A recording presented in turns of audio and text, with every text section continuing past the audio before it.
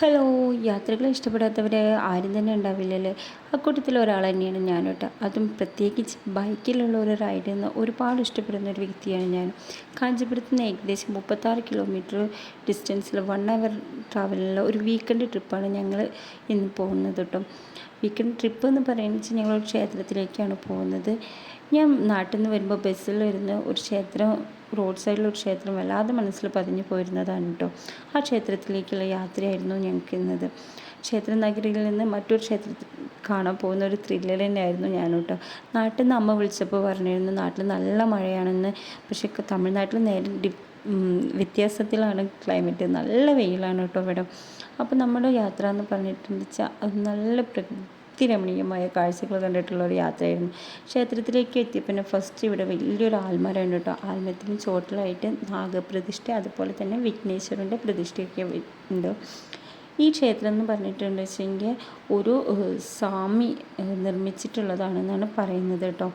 അതുപോലെ തനതായ തമിഴ്നാടിൻ്റെ ശൈലി ഉൾക്കൊള്ളിച്ചുകൊണ്ട്, അതുപോലെ തന്നെ ഈ ക്ഷേത്രത്തിൻ്റെ മെയിനായിട്ടുള്ള ഗോപുരം മറ്റൊരു ശൈലിയിലാണ് നിർമ്മിച്ചിട്ടുള്ളത്.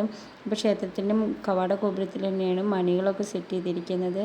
അതുപോലെ തന്നെ നമ്മുടെ ക്ഷേത്രമാണിത്. ക്ഷേത്രത്തിൻ്റെ പേര് ശ്രീ പാണ്ഡുരംഗ ക്ഷേത്രം തെന്നാങ്കൂർ എന്നാണ്. ഫസ്റ്റ് തന്നെ ഇതുപോലെ ഒരു മണ്ഡപത്തിൽ കയറിയിട്ട് വേണം നമ്മൾ ഉള്ളിലേക്ക് കയറാൻ. ഞാൻ പറഞ്ഞല്ലോ 2 ഗോപുരം താണ്ടി 3ാമത്തെ ഗോപുരത്തിലാണ് ഭഗവാന്റെ പ്രതിഷ്ഠ. രുക്മിണി ദേവി, പത്നിയായ രുക്മിണി ദേവിയുടെ കൂടെയുള്ള ഭഗവാന്റെ പ്രതിഷ്ഠയാണ് ഇവിടെ ഉള്ളത് കേട്ടോ. അതിൻ്റെ കൂടെ തന്നെ ചെറിയ ചെറിയ ഭഗവാന്റെ മറ്റുള്ള പത്നിമാരെ കൂടെയുള്ള പ്രതിഷ്ഠകളൊക്കെ ഉണ്ട്. ഇതാണ് പ്രതിഷ്ഠ. അപ്പോൾ ഈ ക്ഷേത്രത്തിൻ്റെ ഉള്ളിലേക്ക് കയറുമ്പോൾ നമ്മുടെ നാട്ടിലെ ക്ഷേത്രത്തിലെ പോലെ തന്നെ ഷർട്ട് ഊരിയിട്ടാണ് ജെൻസിന് ഉള്ളിൽ കയറാൻ പാടത്തുള്ളൂ. അപ്പോൾ അത് പ്രത്യേകം തന്നെ അവർ പറയുന്നുണ്ട്. കാരണം തമിഴ്നാട്ടിലെ മറ്റുള്ള ക്ഷേത്രങ്ങളിലൊന്നും ഞാൻ അങ്ങനെയുള്ള ഒരു ആചാരം കണ്ടിട്ടില്ല. നമ്മുടെ ക്ഷേത്രങ്ങളിലൊക്കെ മെയിനായിട്ടുള്ള ഒരു കാര്യമാണെങ്കിൽ തമിഴ്നാട്ടിൽ വന്നിട്ട് ഞാൻ ഫസ്റ്റ് ടൈമാണ് ഇങ്ങനത്തെ ഒരു കാഴ്ച കാണുന്നത് കേട്ടോ. അപ്പോൾ നമ്മുടെ ഈ ക്ഷേത്രത്തിൻ്റെ ഗാർഡനിങ്ങും ക്ലീനിങ്ങും നീറ്റ്നെസ്സൊക്കെ അടിപൊളിയാണ് കേട്ടോ. ഇവിടെ മെയിൻ്റനൻസിനൊക്കെ ഒരുപാട് സ്ത്രീകളൊക്കെ ഉണ്ട്.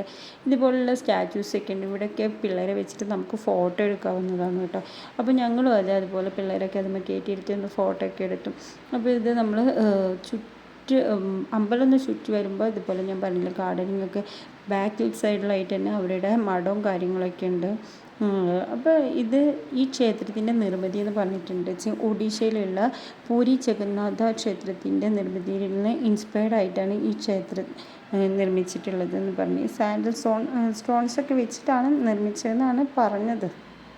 എനിക്ക് വലിയ അറിവൊന്നുമില്ല. ഇതാ ഞാൻ പറഞ്ഞില്ല ആ ഒരു ക്ഷേത്രത്തിൻ്റെ നിർമ്മിതിയിൽ നിന്ന് ഇൻസ്പയർഡ് ആയിട്ടുള്ളത്.